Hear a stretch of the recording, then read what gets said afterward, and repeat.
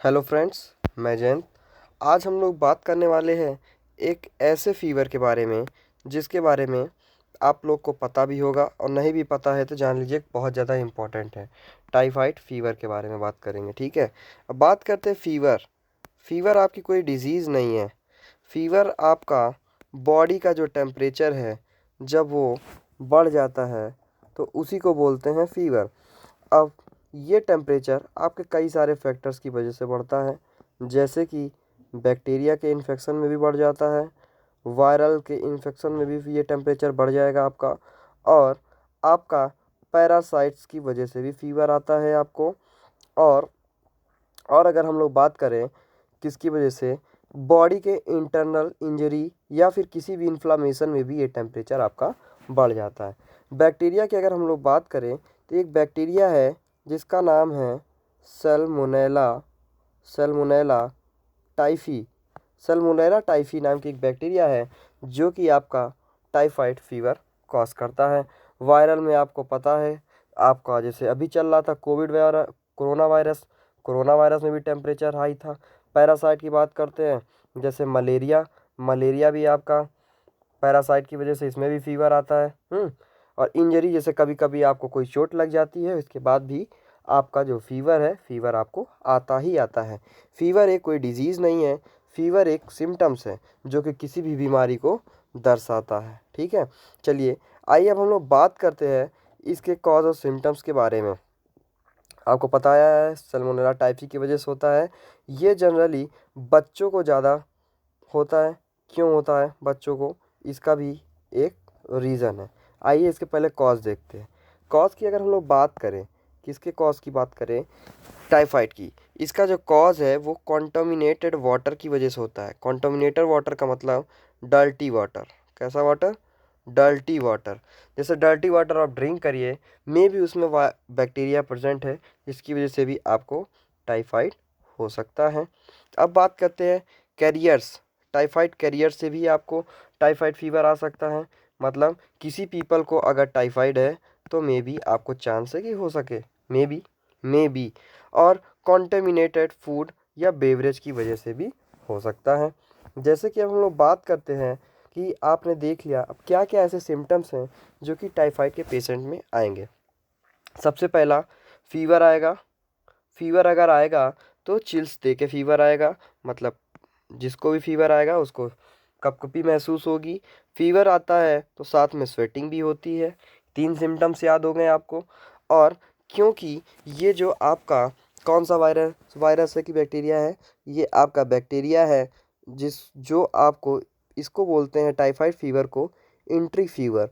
क्यों entry fever बोलते हैं? क्योंकि जो इसका बैक्टीरिया है वो आपका स्मॉल इंटेस्टाइन को अपना घर बनाता है, आशियाना बनाएगा स्मॉल इंटेस्टाइन को। स्मॉल इंटेस्टाइन को अपना घर बनाएगा तो कोई भी बैक्टीरिया कहीं भी रहेगा तो वहाँ पे पेन होगा, एब्डोमिनल पेन। पेन हो रहा है तो जाहिर सी बात है वॉमिटिंग भी हो सकती है, बिल्कुल।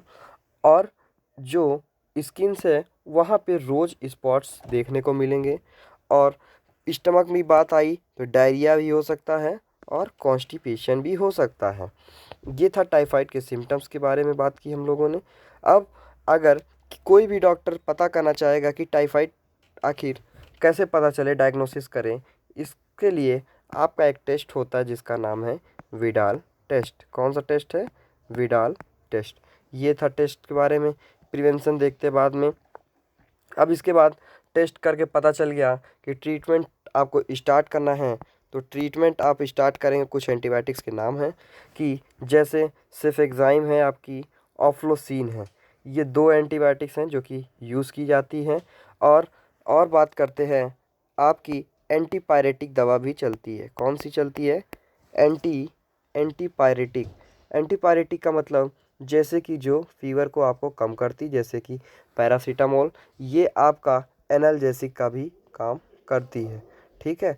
अब उसके बाद हम लोग बात करते हैं कुछ एंटीमीटिक ड्रग्स भी चलती हैं। एंटीमीटिक ड्रग्स मतलब ऑन्डम, यानी कि जो वॉमिटिंग को कंट्रोल करें, ठीक। अब आते हैं एंटीबायोटिक्स की बात करते हैं। ये एंटीबायोटिक्स है, एम्पिसिलिन भी चलती है आपकी, एमॉक्सिलिन और प्रोनेसिक एसिड चलती है, को ट्राईमोक्सोल या फिर सिप्रोफ्लॉक्सिन, नॉरफ्लॉक्सिन या फिर ऑफ्लोसिन ये भी चलती है। ये सारी ओवी यूज़ की जाती एज अ लिमिट। जब ये आपका ज़्यादा हो जाता है तो यही सारी दवा आपकी आईवी में लगती है। आईवी मतलब, आईवी का मतलब इंट्रावीनसली दी जाने लगती है। ये डोज आपके वेट के हिसाब से डिसाइड होता है। अब बात करते हैं ऐसे कौन से फूड हैं, होम रेमेडीज़, ऐसे कौन से फूड हैं जो कि टाइफाइड फीवर में हेल्प करता है। जैसे कोल्ड कंप्रेसर भी यूज कर सकते हैं। गार्लिक, गार्लिक आपकी एंटीबैक्टीरियल किलिंग एजेंट का काम करता है। बनाना, बनाना जो है आपका पोटेशियम काफ़ी ज़्यादा होता है, जिसमें जो फ्लूइड लॉस हो रहा है, फीवर है, जाहिर सी बात है इंटेस्टाइन को मजबूती प्रोवाइड करता पोटेशियम, और ये प्रमोट करता आयंस को बैलेंस करने में। एप्पल साइडर विनेगर यूज़ कर सकते हैं जो कि बॉडी टेम्परेचर को घटाने में मदद करता है। और बेसिल, बेसिल की हम लोग बात करते हैं। बेसिल का बहुत सारी मेडिसिनल प्रॉपर्टी है, एंटीबैक्टीरियल का काम करती है। हनी है, हनी आपका जाहिर टाइफाइड फीवर में बहुत ज़्यादा यूज करते हैं। क्यों? क्योंकि ये आपका इंस्टेंट एनर्जी प्रोवाइड करता है। लेमन, लेमन भी यूज किया जाता है। लेमन इसलिए क्योंकि लेमन आपका एस्कॉर्बिक एसिड प्रेजेंट होता है। क्या एसिड होता है? एस्कॉर्बिक एसिड, जो कि आपका इम्यून सिस्टम में मदद करता है। कौन? लेमन यानी एस्कॉर्बिक एसिड। गुआवा की पत्तियां आप खा सकते हैं टाइफाइड फीवर में। ये आपका रिड्यूस करता है किसको? गुआवा है म्यूकस रिड्यूसिंग प्रॉपर्टी, जो कि combating the cold and fever causing due to typhoid. ये टाइफाइड्स को इसकी पत्तियां भी यूज की जाती हैं। बात करते हैं बबूल बार्क टी। बबूल बार्क टी आपका होम रेमेडीज़ है जो कि टाइफाइड फीवर में दिया जाता है। तो ये तो था होम रेमेडीज़। अब आप मान लीजिए prevention is better than cure, मानते हैं बात को, बीमारी से अच्छा उसका बचाव होता है। तो कैसे आप बच सकते हैं प्रिवेंशन? तो प्रिवेंशन की बात करते हैं, आप सेफ़ ड्रिंकिंग वाटर पीजिए, साफ़ सुथरा पानी पीजिए, घर के आसपास सैनिटाइजेशन रखिए ताकि कोई भी ऐसा बैक्टीरिया या फिर कोई और भी चीज़ ना हो सके आपके आसपास। वैक्सीनेशन प्रॉपरली करवाइए। वैक्सीनेशन करवाने 2 वैक्सीनेशन अवेलेबल होती है। One is given as single shot at least 1 week before travel. कहीं जा रहे हैं उसके 1 हफ्ते पहले आप लगवा सकते हैं फर्स्ट शॉट। दूसरे की बात करते हैं orally in 4 capsule with 1 capsule to be taken every other day. Other day मतलब आगे भी आप खा सकते हैं। बात करते हैं कि जैसे कि आपको पता है कि कंटेमिनेटेड वाटर फूड से फैल रहा है, तो अपने हाथ को अच्छे से सैनिटाइज करिए। और अनट्रीटेड वाटर को मत पीजिए जो कि लगे आपको कि ये वाटर आपका डर्टी है, जिससे कि टाइफाइड का जो बैक्टीरिया है ना हो पाए।